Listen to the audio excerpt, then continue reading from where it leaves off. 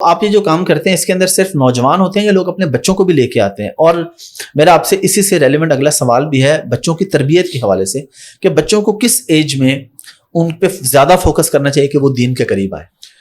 ہمارے پاس سارے age group آتے ہیں حافظ بھائی، ماشاء اللہ سپر ٹروپر ایک ڈپارٹمنٹ ہے پورا ہمارا، اس میں چھوٹے بچے جو ہے نا 6 year onward 6 year to 12 year ان کو کیٹر کیا جاتا ہے، ان کی ایکٹیویٹیز فن ایکٹیویٹیز، بہت اچھا ڈپارٹمنٹ ورکنگ ہے اس کی.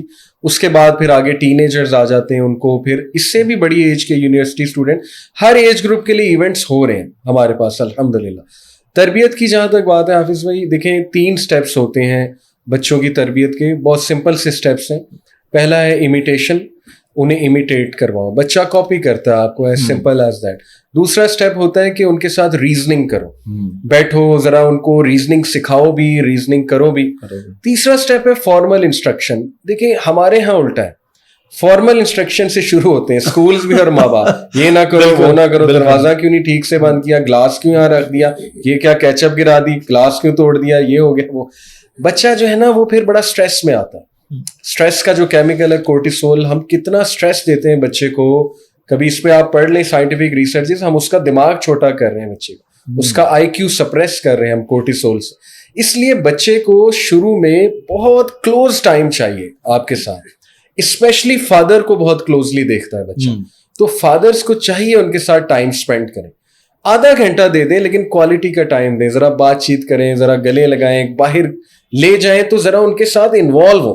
یہ نہیں کہ باہر لے جا کے اپنے بزنس ڈیلنگ ہو رہی ہیں موبائل پہ لگے ہوئے، یہ کوئی آؤٹنگ نہیں ہوتی ہے. تو ذرا کوالٹی ٹائم دیں، امیٹیٹ کرائیں، بچہ سمپلی آپ کو کاپی کرے گا. تو 10 سال تک امیٹیشن ہے، اس کے بعد اس سے ذرا ریزننگ شروع ہو جائے، اس کو سکھائیں کہ بیٹا یہ کیوں ہے، اس کے پیچھے لاجک کیا ہے، تاکہ اس کا ایمان بھی بڑھے. چھوٹی چھوٹی بچیاں ہم سے پوچھتی ہیں کہ ہم حجاب کیوں کریں، سکھایا ہی نہیں ہوتا پیرنٹس نے. ظاہر ہے اب جنریشن بہت سمارٹ ہو گئی، آپ کو پتا ہے، سوال پوچھتے ہیں تو سوال کا جواب دینا ضروری ہے، کانفیڈنس دینا انہیں ضروری ہے.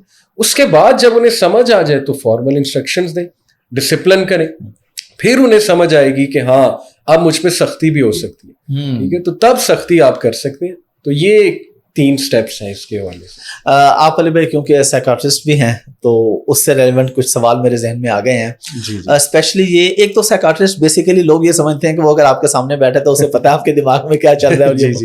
اور ہپناٹزم کو اگر آپ تھوڑا ڈیفائن کر دیں، یہ کیا ریئل چیز ہے اور یہ بیسیکلی ہے کیا؟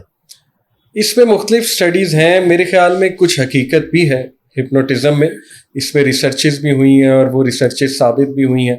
تو ہپنوٹزم میں یہ ہوتا ہے نا کہ آپ ایک بندے کے سب کانشیس میں داخل ہو جاتے ہیں. سب کانشیس ہمارے برین کا 95% پارٹ ہے، 5% کانشیس ہے اور باقی سب کانشیس ہے.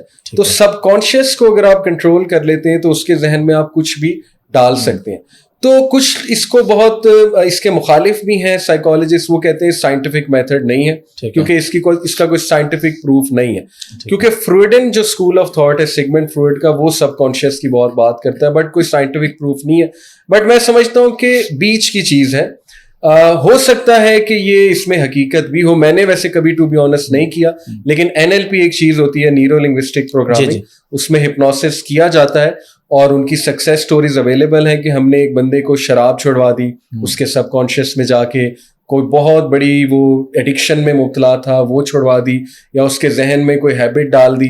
تو اس طرح کی سٹوریز اویلیبل ہیں، آڈینس سن سکتی ہے. انٹرسٹنگ چیز ہے، ان شارٹ میں یہی کہوں گا، ایکسپلور کیا جا سکتا ہے اس چیز کو، ہپنوسس.